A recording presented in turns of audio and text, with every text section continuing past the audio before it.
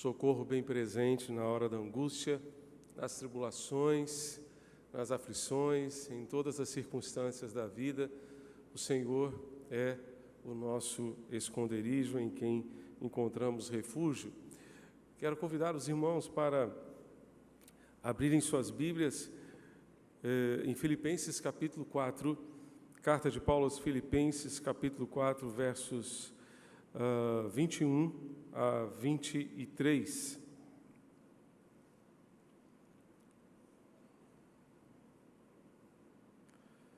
Carta de Paulo aos Filipenses, capítulo 4, versos 21 a 23. Estamos, com a graça de Deus, encerrando assim esta série de mensagens na carta de Paulo aos Filipenses e queremos deixar um encorajamento para que os irmãos voltem a esta carta, leiam esta carta novamente. É uma carta que tem muitos ensinamentos, especialmente porque ela é considerada a carta da alegria, mesmo em meio às lutas e tribulações. Paulo encorajou os seus leitores, os leitores desta carta, a se alegrarem no Senhor. E aqui, no final da carta, onde ele envia as suas saudações, nós encontramos alguns ensinamentos muito preciosos para nós. Filipenses capítulo 4, 21 a 23. Esses 3 versos dizem o seguinte: saúdem cada um dos santos em Cristo Jesus. Os irmãos que estão comigo mandam saudações. Todos os santos mandam saudações, especialmente os da casa de César. A graça do Senhor Jesus Cristo esteja com o espírito de vocês. Amém.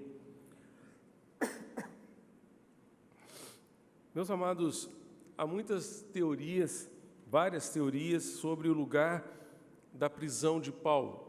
Onde Paulo estaria preso quando escreveu esta carta e outras cartas que são conhecidas como cartas da prisão. Mas o mais provável é que ele tenha escrito esta carta quando estava em sua prisão em Roma. Pelo jeito, ele não estava sozinho, ele estava no momento em que escreveu esta carta, ou em alguns momentos durante o período em que escreveu esta carta, ele estava acompanhado. Vejam o verso 21. O verso 21 diz: os irmãos que estão comigo vos saúdam. Os irmãos que estão me acompanhando neste tempo aqui, saúdam vocês. Ele tinha companheiros de viagem que faziam parte daquele momento difícil da sua vida, que estavam ao seu lado naquele tempo, e no verso 22, ele envia saudação, portanto, em nome de todos os santos que estavam com ele. A expressão santo, nós sabemos que significa separado para uma finalidade específica. Neste caso aqui, é uma referência a todos os crentes, todos os cristãos, todos os discípulos que estavam com ele. A Bíblia fala que o povo de Deus é um povo separado para Deus, por Deus e para Deus, um povo de propriedade exclusiva de Deus, como encontramos em 1 de Pedro, capítulo 2, versos 9 e 10. Hoje, parece que essa palavra santo ou santidade não está muito em moda, mas não podemos esquecer que este é o padrão de Deus para nós e é isto que Deus espera de nós. Eu quero convidar os irmãos para retornarmos a 1 de Pedro, capítulo 1, versos 14 a 19, eu digo retornarmos porque na quarta-feira passada compartilhei esse texto com os irmãos. Eu gostaria apenas de ler uma parte do texto que compartilhei na quarta-feira passada, 1 de Pedro 1, de 14 a 19, você pode abrir a sua Bíblia. 1 de Pedro, capítulo 1, de 14 a 19, diz a palavra de Deus: como filhos, obedientes. Não vivam conforme as paixões que vocês tinham anteriormente, quando ainda estavam na ignorância. Pelo contrário, assim como é santo aquele que os chamou, sejam santos vocês também em tudo o que fizerem. Porque está escrito: sejam santos, porque eu sou santo. E se vocês invocam como Pai aquele que sem parcialidade julga segundo as obras de cada um, vivam em temor durante o tempo da peregrinação de vocês, sabendo que não foi mediante coisas perecíveis como prata ou ouro que vocês foram resgatados da vida inútil que seus pais lhes legaram, mas pelo precioso sangue de Cristo, como de um cordeiro sem defeito e sem mácula. A nossa inspiração para buscar a santidade está no próprio Deus. Sede santos ou sejam santos, porque eu sou santo, diz o Senhor. Se Ele é santo, como sabemos que é, Ele espera que nós vivamos uma vida em santidade também. E o texto também nos lembra que a inspiração para a santificação não está apenas em Deus, mas também está no seu Filho amado Jesus Cristo, o Cordeiro de Deus, porque não fomos resgatados da nossa vã maneira de viver, da nossa inútil maneira de viver, com ouro, prata, pedras preciosas, qualquer moeda corrente daquela época ou desta época, mas fomos resgatados pelo sangue do Cordeiro de Deus, que foi derramado ali naquela cruz, no meu lugar e no seu lugar. A morte de Jesus, a entrega de Jesus, o Cordeiro de Deus, certamente é uma inspiração para vivermos uma vida de santidade, para buscarmos a santidade, porque essa é a expectativa de Deus para nós. E o verso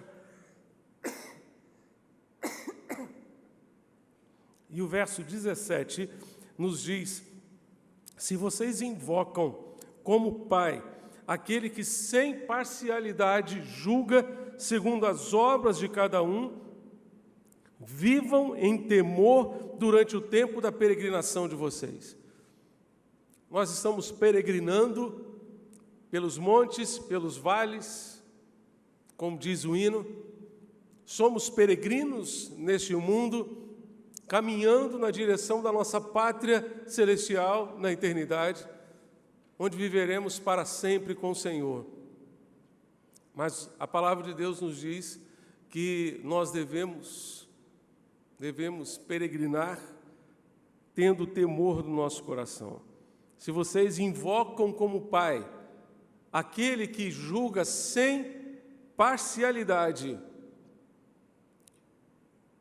vivam em temor durante o tempo da peregrinação de vocês. Vivam em temor durante o tempo da peregrinação de vocês. Temendo a Deus, respeitando ao Senhor, obrigado, minha irmã, respeitando a Deus e vivendo de acordo com a sua vontade, de acordo com o seu querer. Certo autor disse que santidade é mais do que não pecar. Santidade é reproduzir a natureza de Deus. Esse Deus que é santo. Esse Deus que é santo. Nós precisamos reproduzir a sua natureza vivendo de acordo com o seu propósito, de acordo com a sua vontade. Evangelismo é a confrontação do ser humano pecador com o Deus Santo. Quando nós somos confrontados com este Deus Santo, reconhecemos o nosso pecado, reconhecemos o quanto somos falíveis, o quanto somos pecadores e o quanto carecemos da graça de Deus, e então entregamos a nossa vida a Jesus, o recebemos como nosso Senhor e Salvador, e começamos um processo de santificação, permitindo que Deus vá, portanto, santificando a nossa vida, os nossos valores e tudo aquilo que somos para vivermos segundo o seu propósito. Hebreus capítulo 12, verso 10, nos diz que Deus nos disciplina para que sejamos participantes da sua santidade. Ele nos disciplina, Ele nos corrige para que sejamos participantes da sua santidade. O autor aos Hebreus diz mais, que nenhuma disciplina, no primeiro momento, parece ser algo bom de receber, não é verdade? Quando éramos disciplinados pelos nossos pais, a gente não achava uma coisa muito boa, não é verdade? Mas graças a Deus, porque eles nos disciplinaram.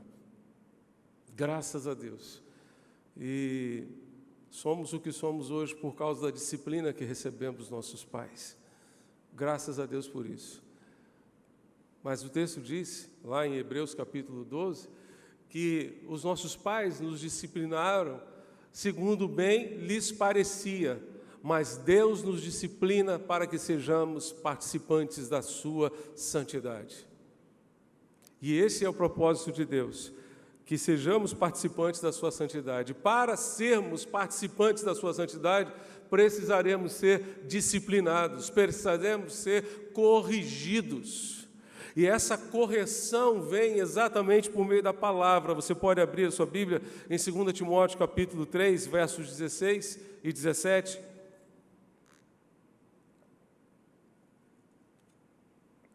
2 Timóteo capítulo 3, 16 e 17 diz que toda a Escritura é inspirada por Deus e útil para o ensino, para a repreensão, para a correção e para a educação na justiça. Vejam 4 palavras fundamentais. Para que serve a Escritura Sagrada? Para que serve? Serve para o ensino, ela é útil para o ensino, para a repreensão, para a correção e para a educação na justiça, a fim de que o servo de Deus seja perfeito e perfeitamente habilitado para toda boa obra. Se nós queremos ser habilitados para toda boa obra, nós precisaremos passar por esse processo de correção, em que seremos corrigidos, seremos repreendidos pela palavra de Deus, e desta forma teremos uma utilidade maior para Deus, seremos mais úteis a Deus. Há uma frase atribuída a Billy Graham, muito interessante, em que ele diz: estude a Bíblia para ser sábio. Estude a Bíblia para ser sábio. Creia nela para ser salvo e siga os seus preceitos para ser santo. Estude a Bíblia para ser sábio, creia nela para ser salvo e siga os seus preceitos para ser santo, para viver em santidade, segundo o propósito de Deus para cada um de nós.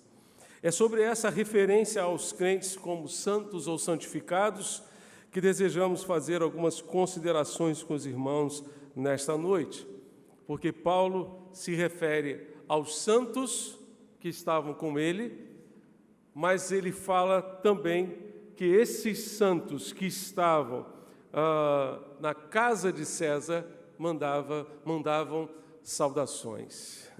Diz o texto no verso 22, voltando a Filipenses capítulo 4, todos os santos mandam saudações, especialmente os da casa de César. Eu fico pensando, meus irmãos, nesses santos que estavam na casa de César. Nós pensamos na corrupção que existe hoje no nosso país e em tantos países do mundo. A corrupção não é privilégio do povo brasileiro. Muitos e muitos países vivem o drama da miséria causada pela corrupção, mas eu fico imaginando o que seria viver ou trabalhar na casa de César. naquele tempo do Império Romano.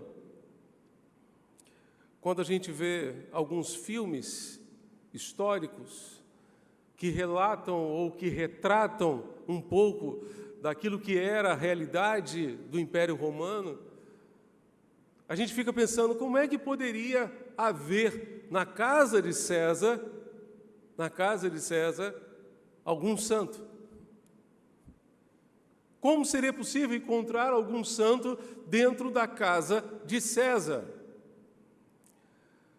Mas eu queria lembrar aos irmãos que Jesus orou pelos seus discípulos na sua oração sacerdotal, que encontramos em João capítulo 17. Pai, não rogo que os tires do mundo, mas que os guardes do mal. O Senhor não pediu para que o Pai nos retirasse do mundo, mas para que nos guardasse do mal. Porque Ele precisa de santos, inclusive na casa de César. Ele precisa de santos em todos os cantos, em todos os lugares, em todos os palácios de governo deste mundo. Ele precisa de pessoas que vivam em santidade e que não se deixem corromper por esta corrupção terrível que assola a humanidade e que causa a miséria que nós vivemos, que nós experimentamos nos nossos dias. Os santos que estão na casa de César mandam saudações.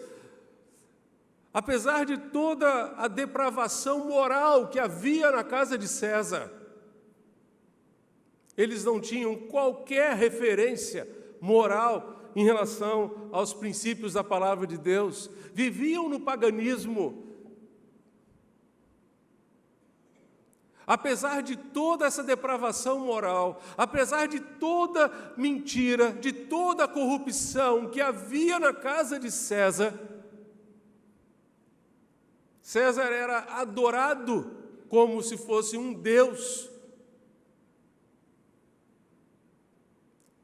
Apesar disso tudo, havia santos lá dentro. Havia pessoas santas lá dentro. Havia pessoas que não permitiam se contaminar com a corrupção, com a imoralidade e com tudo aquilo que era possível encontrar na casa de César. Havia santos lá dentro, havia crentes lá dentro, havia servos de Deus lá dentro. Eu queria lembrar aos irmãos que Deus espera encontrar em cada um de nós santidade no lugar onde Ele nos plantou, no lugar onde Ele nos colocou. Hoje nós não temos uma casa de César, mas a sua escola onde você trabalha é a sua casa de César. Sim, na sua empresa onde você trabalha, na sua repartição pública, onde você estiver,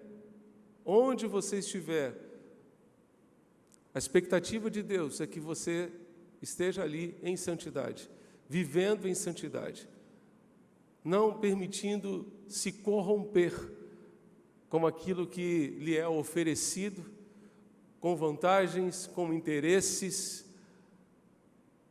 com benefícios em interesse próprio.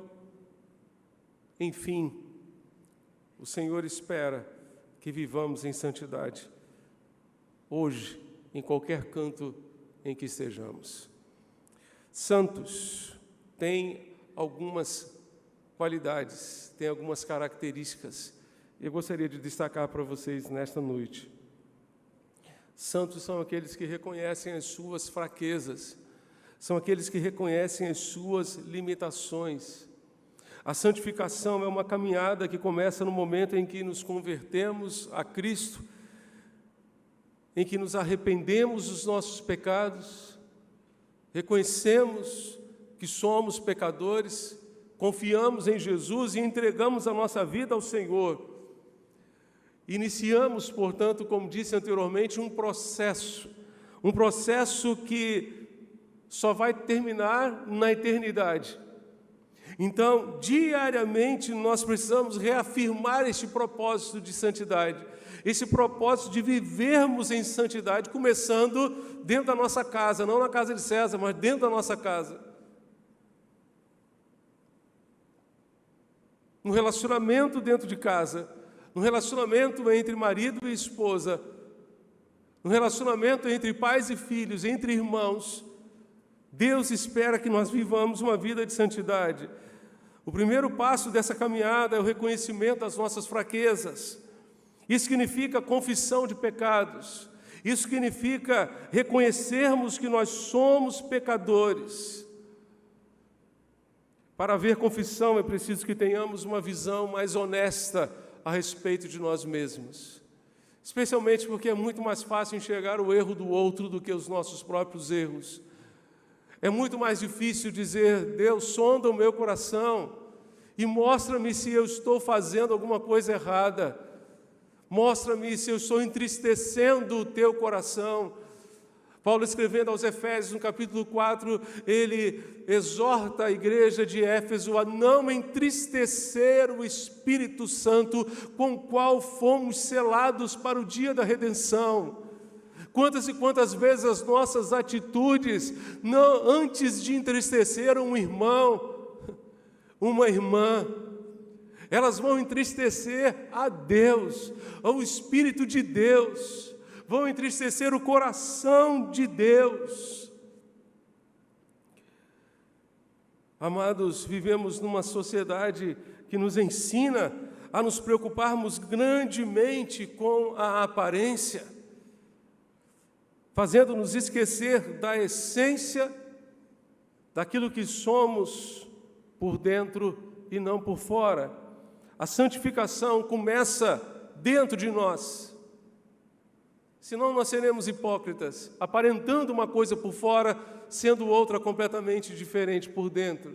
A confissão e a santificação começa dentro de nós, quando reconhecemos as nossas fraquezas, quando reconhecemos as nossas limitações, reconhecemos aquilo que nos impede de viver desembaraçadamente, como diz Hebreus capítulo 12, verso 1, rumo à santificação. Precisamos fazer uma avaliação honesta, sincera e transparente da nossa vida, para verificar se estamos entristecendo a Deus com alguma atitude, com alguma ação, com alguma reação, com os nossos relacionamentos, com a maneira pela qual nós tratamos, nós lidamos uns com os outros. Santos na casa de César. Os santos são aqueles que contam com a graça de Deus para o processo da santificação. Nós sabemos perfeitamente que a salvação é pela graça. Paulo, escrevendo aos Efésios, no capítulo 2, versos 8 e 9, nos ensina: pela graça sois salvos mediante a fé. Isso não vem de vós, é dom, é presente de Deus, não vem das obras para que ninguém se glorie. E muitas vezes nós pensamos que se a salvação é pela graça, mediante a fé, a santificação é pelas obras. Eu queria dizer a você que a santificação também é pela graça. Nós não vamos conseguir vencer o pecado se não for pela graça de Deus. Não vamos conseguir. Por isso, Hebreus capítulo 12, verso 15, nos diz que nós não devemos nos privar da graça. E um dos exemplos pelos quais nós não devemos nos privar da graça é justamente para não permitir que nenhuma raiz de amargura brotando nos perturbe e por ela muitos se contaminem. A graça de Deus é o remédio, é o antídoto contra a amargura, contra o pecado, contra tudo aquilo que impeça o nosso relacionamento com Deus e com os outros, com as pessoas. Se a salvação é pela graça, como cremos, a santificação também é pela graça. Somente pela graça de Deus conseguiremos vencer o pecado para viver uma vida segundo o propósito de Deus. E como disse, a santificação começa no coração. Um exemplo claro em relação a isso está nos 10 mandamentos. Nos 10 mandamentos nós temos 9 mandamentos que se aplicam a ações, se aplicam a atitudes. Não matarás, não furtarás, não dirás falso testemunho, ou seja, não espalharás fake news, né? Naquela época, Deus já mandava não espalhar fake news. Mas tudo isso aí tem a ver com atitudes. Mas que tal não cobiçarás? Você pode cobiçar sem que ninguém saiba. Nós podemos cobiçar sem que ninguém saiba, porque é um sentimento. É o que está dentro da gente. Por isso a santificação começa dentro de nós. Ter um coração íntegro é o maior desafio para mim e para você. Ter um coração íntegro. Porque Deus conhece o meu coração e o seu coração. Os nossos corações estão expostos diante de Deus, diante desse Deus a quem teremos que prestar contas, não apenas as nossas atitudes, mas os nossos sentimentos também. E até dos ressentimentos, aqueles sentimentos que se repetem, que fazem certamente tanto mal ao coração humano. Precisamos reconhecer as nossas fraquezas, as nossas limitações e colocar todas elas diante de Deus, pedindo perdão a Deus, pedindo a Deus que tenha misericórdia de nós, como o irmão André Felipe orou. Senhor, obrigado pelas suas misericórdias, que são a causa de quê, irmãos?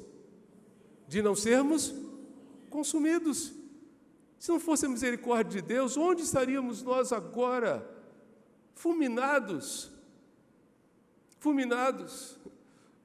O povo de Israel, quando estava no deserto do Sinai, prestes a receber as tábuas da lei, o povo de Israel, quando teve uma visão,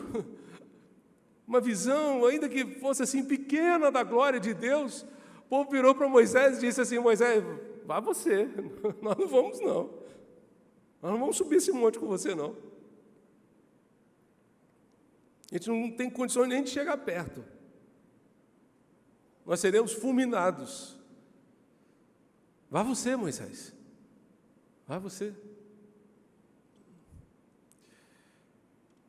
A santificação requer reconhecimento das nossas fraquezas, das nossas limitações.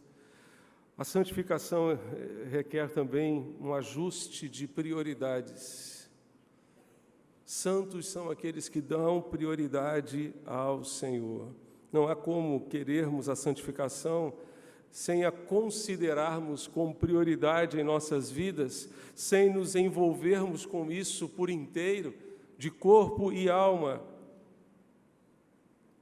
Que lugar Deus tem ocupado de fato nas nossas vidas, que lugar Ele tem ocupado nas nossas escolhas, nas nossas decisões, em nosso comportamento, em nossa agenda. Temos dado trabalho a Deus ou temos permitido a Deus trabalhar em nós? Para que isso aconteça, é preciso que estejamos comprometidos com Ele e que Ele tenha, de fato, prioridade em nós, prioridade nas nossas vidas. Esse compromisso com Deus há de ser sempre um compromisso de amor, um compromisso motivado pelo amor. Nós priorizamos a Deus, nós colocamos Deus em primeiro lugar, porque o amamos sobre tudo e sobre todos. E porque o amamos sobre tudo e sobre todos, tomamos então a decisão de, por amor, renunciar o pecado, renunciar o embaraço e qualquer coisa que impeça o nosso relacionamento com Ele. É o amor a Deus que nos faz dizer não ao pecado, que nos faz dizer não aos padrões que o mundo nos oferece para este tempo,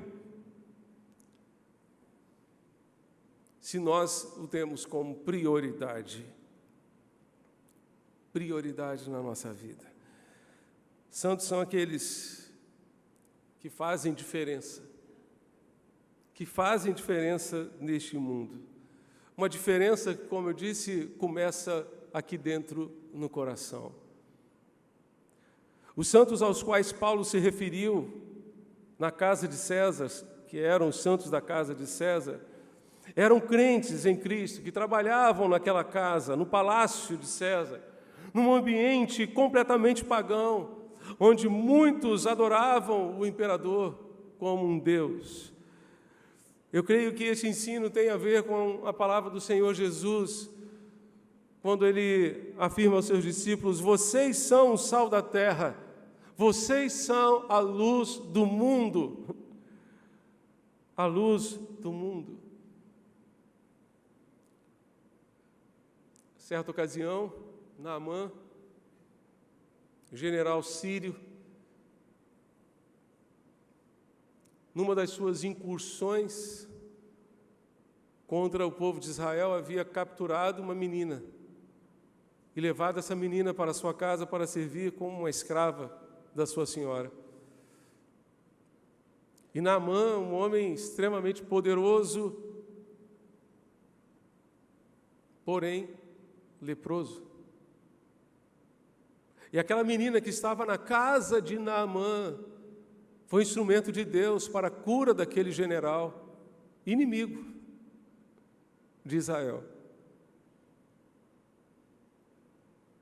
Isso me fez lembrar da experiência dos nossos missionários na Ucrânia, indo às prisões para evangelizar os russos, agressores, como nós ouvimos hoje, pela manhã, o pastor João Marcos contando, como ouvimos também o missionário relatando na live de sexta-feira.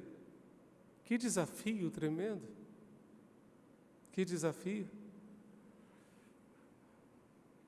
Precisamos, meus irmãos, ser sal e luz onde Ele nos colocou. Aquela menina virou para a sua patroa e disse: quem dera que o meu senhor, o general Naamã, comparecesse diante do profeta que há em Israel. Ele saberia que há Deus em Israel. E você já deve ter ouvido falar nessa história da cura de Naamã e como Deus teve misericórdia daquele homem usando o profeta Eliseu. Mas Deus usou uma menina que estava vivendo na casa de Naamã. O lugar onde Deus nos colocou é o lugar onde Ele quer nos usar como instrumento nas suas mãos para fazer diferença. Para fazer diferença. Um outro exemplo muito claro de alguém que fez diferença na casa de alguém, nós temos em José. José poderia ser uma pessoa extremamente mal resolvida na sua vida. Com cerca de 17 anos, fora vendido pelos seus próprios irmãos, como um escravo para uma caravana de ismaelitas que estava indo para o Egito. E lá no Egito, os ismaelitas o venderam para Potifar, capitão da guarda de Faraó. E aquele rapaz, na casa de Potifar, fez toda a diferença. Viveu uma vida de santidade ali dentro daquela casa. Foi parar na prisão como consequência da sua obediência incondicional a Deus, por ter se recusado em deitar-se com a mulher do seu senhor, que o assediava dia a dia, que o assediava todos os dias. Deus deseja que nós façamos diferença no lugar onde Ele nos colocou. Aquela menina fez diferença na casa de Naamã, José fez diferença na casa de Potifar. Por onde ele passava, ele fazia diferença com a sua vida santificada. John Stott diz que nós devemos, os cristãos, são fundamentalmente diferentes dos não cristãos, como deveriam ser.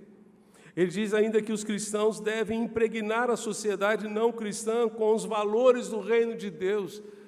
E ele chama isso de contracultura cristã. Se você ler, especialmente Mateus 5, 6 e 7, o Sermão do Monte, talvez você gaste uns 20 minutos aí para ler esses 3 capítulos, você encontrará ali aquilo que Stott chamava de contracultura cristã.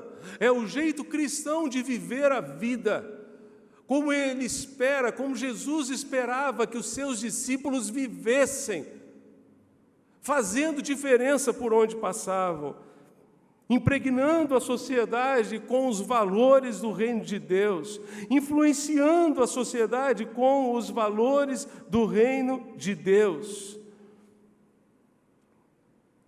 fazendo diferença, tendo uma atitude distintiva. Precisamos impregnar a sociedade com os valores do reino de Deus e, ao mesmo tempo, preservar, conservar as nossas convicções cristãs, os nossos valores, de acordo com os valores da palavra de Deus, da palavra do Senhor. Deus deseja que sejamos santos na casa de César, que sejamos santos na nossa própria casa, no nosso relacionamento conjugal, com os nossos filhos, com os nossos pais, que sejamos santos no namoro, no noivado, no trabalho, na turma de amigos, onde quer que estejamos. O testemunho pessoal há de ser sempre a principal estratégia de transformação da sociedade. Que Deus encontre santidade em nós,